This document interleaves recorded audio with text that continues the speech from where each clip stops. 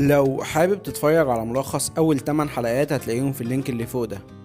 فيليب بقى كل يوم والتاني بيسهر برا البيت لوش الفجر، وشبه ما بقاش يتكلم مع إليزابيث، وهي ما بقتش تشوفه خالص اصلا، وكأنهم مش متجوزين كمان. وبصراحة دي ما بقتش عيشة. وإليزابيث بدأت تفكر وتقول في على بالها انا ايه اللي خلاني اخد اللي بحبه وما اخدش اللي كان بيحبني ويتمنى لي رضا ارضا. واللي بتتكلم عنه ده هو واحد اسمه بورش، هيبقى كده من بعيد وشبه متربيين مع بعض من وهم صغيرين وصحاب جدا، وفي كمان حاجات كتير مشتركة ما بينهم، أهمها الخيول. وبورش ده فعلا كان بيحب إليزابيث وكان نفسه يتجوزها، بس إليزابيث ما كانتش شايفاه أصلا، وكانت بتحب فيليب ونفسها تتجوزه. بس الفترة دي فيليب بقى مهملها جدا، لدرجة إنها بدأت تفكر أنا ليه ما خدتش بالي من بورش زمان.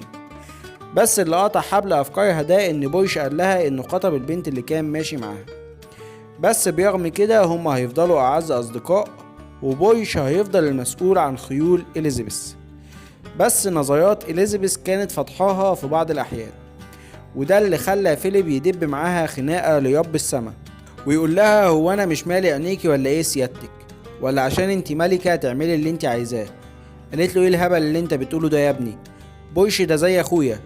ودبوا خناقه جامده جدا مع بعض، لحد ما إليزابيث قالت له بصراحه كل الناس قالت لي اني جوازتي منك جوازه فاشله، واني كنت المفروض اتجوز بورش لان جوازتنا كانت هتبقى احسن من دي بكتير.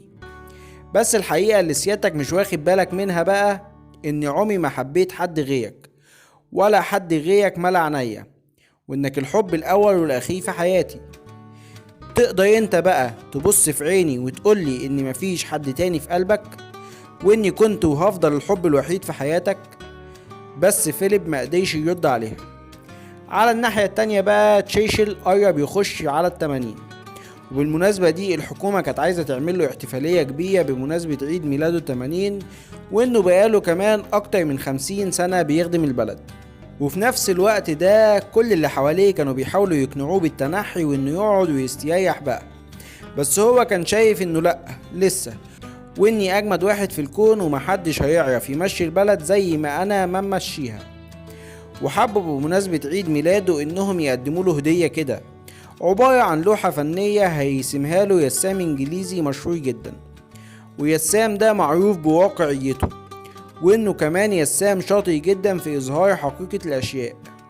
بس تشيشل اول ما قابله قال له خلي بالك انت بترسم اهم شخصية في العالم، رئيس وزراء اكبر بلد في العالم واجمد واحد في العالم ده كله، يعني لازم تطلعني في احلى صورة ممكنة.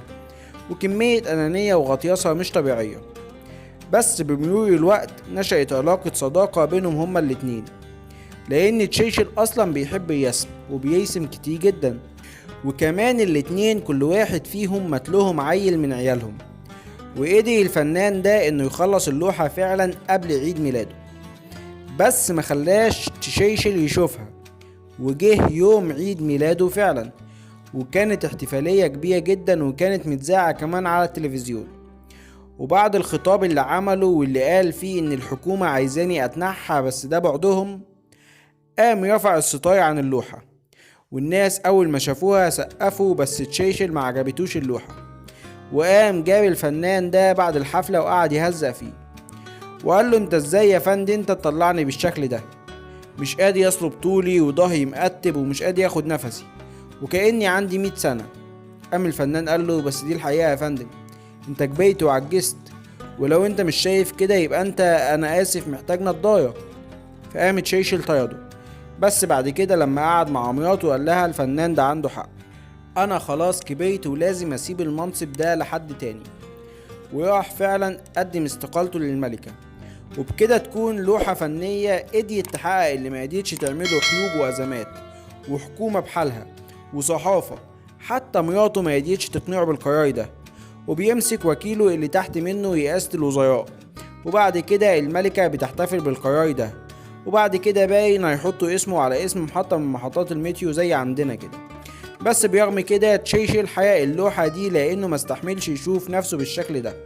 وبكده بتخلص الحلقة التاسعة. فلو عجبك الفيديو منساش تعمل لايك وشير وسبسكرايب وتضربني كومنت عشان اكمل، ولو ما عجبكش الفيديو منساش تعمل ديسلايك وشير وسبسكرايب برضه، بس حابين كومنت عشان ابطل.